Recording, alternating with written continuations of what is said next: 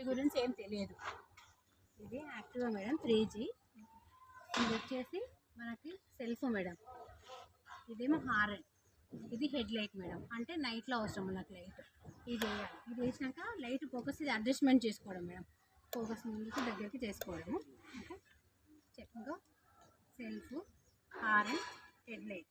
ఇది indicate madam, అంటే మనం టర్న్ అవుతాం అనే ముందు ఇండికేటర్ వేసుకోవాలి.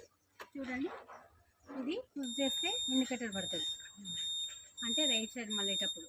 సేమ్ అదే విధంగా లెఫ్ట్ సైడ్ వేసేటప్పుడు లెఫ్ట్ టర్న్ వేసుకోవాలి. మనం టర్న్ అయినాక దీన్ని ప్రెస్ చేయాలి, ఆగిపోతుంది.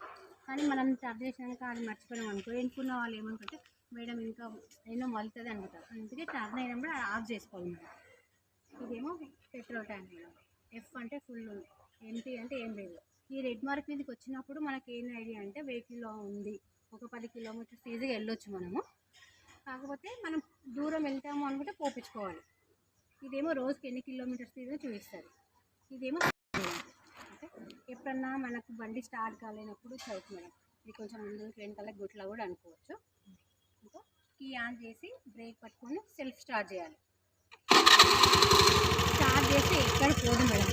ఇది మనం బ్రేక్ చేస్తేనే మూవ్ అవుతుంది.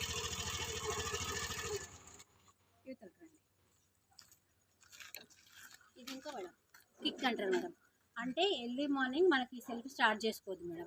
ఎందుకంటే బ్యాటరీ అనేది తొందరగా వీక్ అవుతుంది. కాబట్టి మనం ఎర్లీ మార్నింగ్ ఎప్పుడు ఫస్ట్ వెహికల్ ఇచ్చినప్పుడు కిక్ కొట్టాలి. తర్వాత నెక్స్ట్ టైం నువ్వు ఎక్కడ స్టార్ట్ చేసినా సెల్ఫ్ స్టార్ట్ చేసుకోవచ్చు మేడం.